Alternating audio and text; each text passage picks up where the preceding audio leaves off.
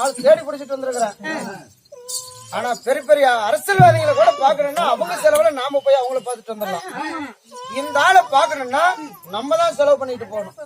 அப்பேற்பட்ட ஆளுமா பயங்கர பணத்துல எல்லாம் பெரிய ஆளுமா அவரு. அப்படியா? என்னதான சொன்ன? ஒன்னதாங்க வாங்கி சாப்பிடு. 20 ரூபாய் வாங்கி சாப்பிடு.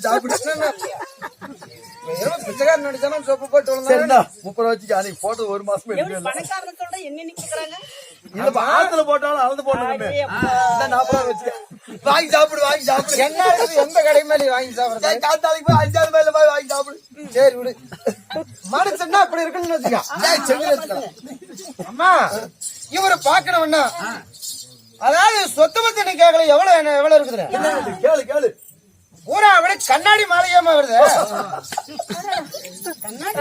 ஆமா ஒரே ரூமுல கண்ணாடி ஜன்னல் தான் வரிச்சு பஸ் ஸ்டாண்ட்ல எங்க பார்த்தாலும் தாழ்ந்து அப்படியே சாரி சரியா. ஆமா வரிச்சு சாரி சரியா.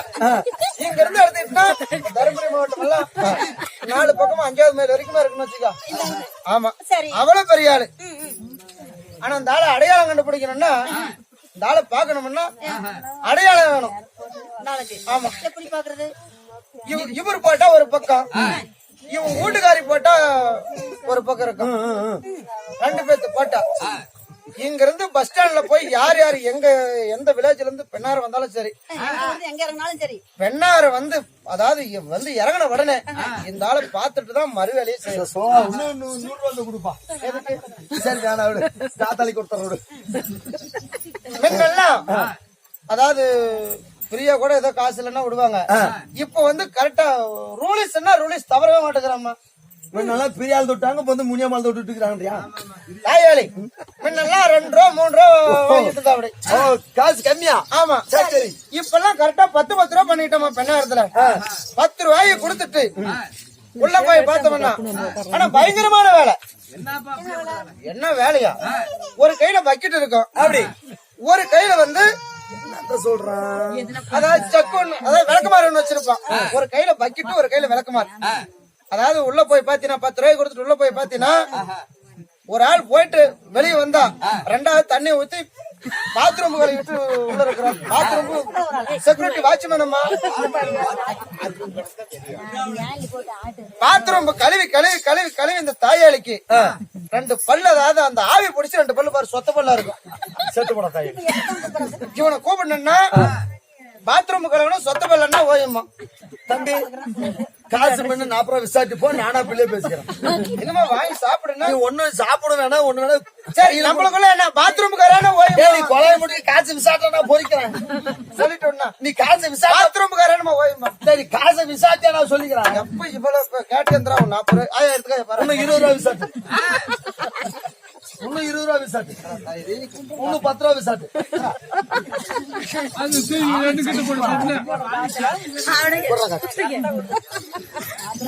பாத்ரூம் பிள்ளையா பேசிக்கிற போயிட்டு பாத்ரூம் கொலை முடிட்டு போறாரு. காசு பாரு என்ன பாடுபடுத்திக்கலாம் பாரு. பாத்ரூம் கல்ற சொத்த பல்ல பாமாலி அவர்களே, அதான் புண்ணியத்து நாய் போட்டு நீ சொல்லிக்கிற மாத்திக்கப்பட்டமா பாத்ரூம் சொத்த பல்லன்னா ஓயம்மா. அண்ணா பாப்பால பாத்து சும்மா சிலு சிலுன்னு குடுக்குன்னு தண்டாட்ட குருத்தாட்டம். அதனால பாப்பால பார்த்து நம்ம நசுக்கலாம் இல்ல பாட்டு பாடி ரசித்து பார்க்கலாமா? இப்ப நான் யார் மாதிரி பாடுவேன்? டி.என். சௌந்தரராஜன், சீர்காழி கோவிந்தராஜன், பால சுப்பிரமணி, எஸ் தோஸ் உன்னு சுன்னி கிருஷ்ணன்.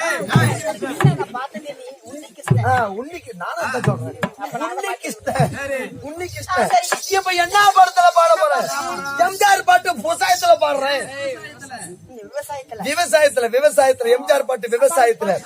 இப்படித்தான் இருக்க வேண்டும் பொம்பள, இப்படித்தான் இருக்க வேண்டும் பொம்பள.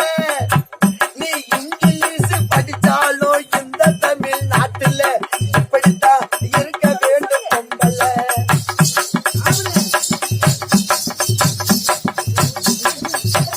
நான் அப்படியே நடந்துக்கிறேன் சொல்லுங்க. ஊடலகை ஊரு வச்ச காட்டக்கூடாது, ஊடல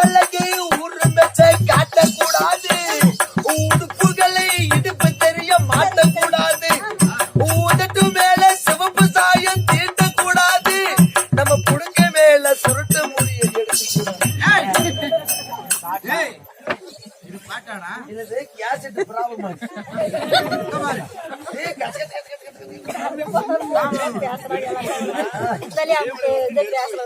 செத்து போன கேஸ் கீழே வந்து போச்சியா? அதனால பாட்டு மாத்து பண்ணலாமா? அந்த கதையை கேட்கறாங்க. யாருக்கா நாளைக்கு செவ்வாய்க்கிழமை சந்தி போறியா? சரிடா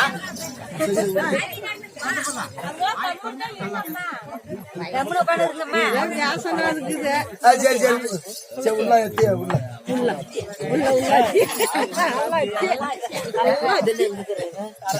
சரி சரி அம்மா நம்ம பேசக்கூடிய வார்த்தைகள் போனா போகட்டும். நம்ம வந்து அப்படி வச்சுக்கலாம் புரிஞ்சு கம்மி வச்சுக்கலாம். கண்ணு அந்த மாதிரி நினைச்சுக்க, நீ வந்து தங்கச்சின்னு நினைச்சுக்க. அப்படின்னு நினைச்சு என்னத்துக்கு வம்பி விளாண்டா? நான் அண்ணன், நீ வந்து தங்கச்சி. கண்ணு சாப்பிட்டியாமா? என்னமா சாப்பிட்டேன்? ஏப்பா தங்கச்சி மாதிரி நினைச்சிட்டு நானு. இட்லி சாப்பிட்டியாடா? கண்ணு எத்தனை இட்லி சாப்பிட்டேன்? 2 இட்லியா? நெஞ்சிலேயே நிக்குதுடா 2 இட்லி. அதெல்லாம் 2 இட்லி நெஞ்சிலேயே நிக்குதுடா. கண்ணு என்கிட்ட சட்னி இருக்குது, அந்த 2 இட்லி போட்டு பெசஞ்சு நான் சாப்பிடுவேன்.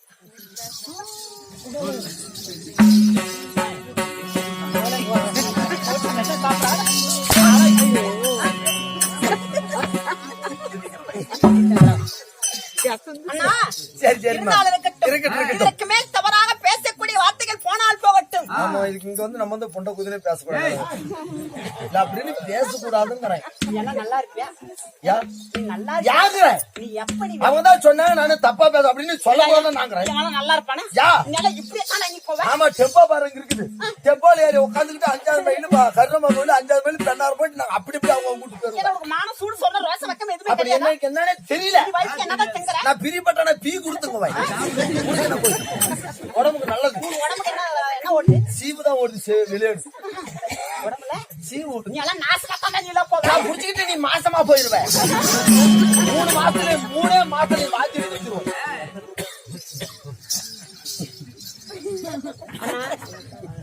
வீடு பண்ணுங்க அடி கம்ம காட்டு தந்தல நீ ஏஞ்சி வந்தா பொம்பள அடி கம்ம காட்டு தந்தல நீ ஏஞ்சி வந்தா பொம்பள சீவி மூட்டி பந்தல கொண்டத சீவி மூட்டி பந்தல கொண்டத சீலைய தூக்கி பத்தா மதுநாக்கினலி கிராமம். சரி வேணா விடு. இந்த கிராமத்தில் ஆமா சிறு சிறப்புமாக செல்மாக்காக வாழ்ந்து மறைந்த லட்சுமணன் ஐயா அவர்கள் ஆமா செத்து சிவன்பதி மாண்டு வைகுந்த சாலோக சாமிப்ப சாரு சென்று வைகுந்த பதவி எந்த காரணத்தினால தன் பிள்ளைகள் அனைவரும் ஒன்றாக சேர்ந்து அனைவற்று பேரும் ஆமா ஒன்று கூடி ஆமா நாடகத்தை அரங்கேற்றம் செஞ்சிருக்கிறாங்க. அம்மா இந்த நாடகத்தை அரங்கேற்றம் செஞ்சிருந்தாலும் நம்மள வரவேற்பு கொடுத்தார். அவர் யாரு? யாரு?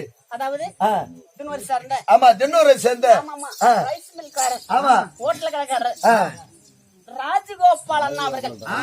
ஹோட்டல் கடைக்காரர். ஹோட்டல் ஏன்டா ஒரு கால் யார் அடிச்சது?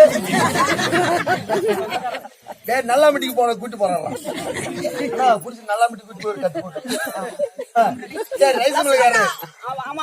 அவருக்காக நாடகத்தை அரங்கேற்றம் செய்திருக்கிறாங்க. நாம் நடத்தக்கூடிய நாடகம் என்ன? மகாபாரத்தில் ஒரு பாகமாகிய ராஜ சுயோகம். ஆமா பாண்டு மகாராஜனுக்காக தன் தந்தை இறந்த ஞாபகார்த்தமாக சொர்க்கலோக பதிவடைந்த காரணத்துக்காக தர்மராஜாகப்பட்டவர் இந்த ராஜ சுயோகத்தை அரங்கேற்றம் செய்திருக்கிறாங்க. ராஜ சுயோகம் என்று சொல்லக்கூடிய நாடகத்தில் பார்க்க வந்த ஆன்றோர்களும் சான்றோர்களும் பெரியோர்களும் இந்த சீர்திருத்தமான சிங்கார மேடையில் தெய்வீக சபையில் ஆன்றோர்களும் சான்றோர்களும் குறிப்பெரியோர்கள் ஆய கலைகள் 64 என்று சொல்வார்கள்.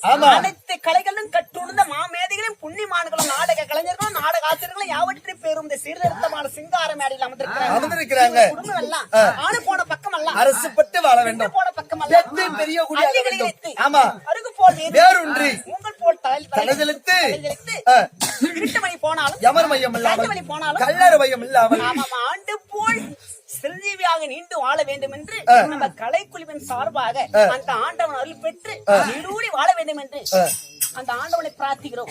ராமோஜெயம். ராமோஜயம்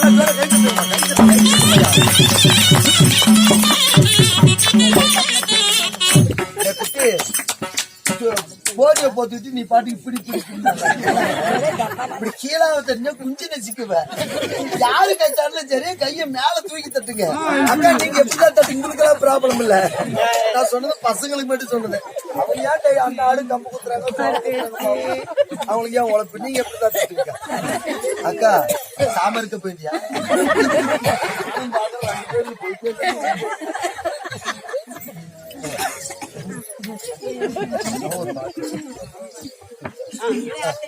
லட்சுமர் அவர் குடும்பத்தினர்கள் ஆமா சேர்ந்து அறுத்திருக்கிறாங்க.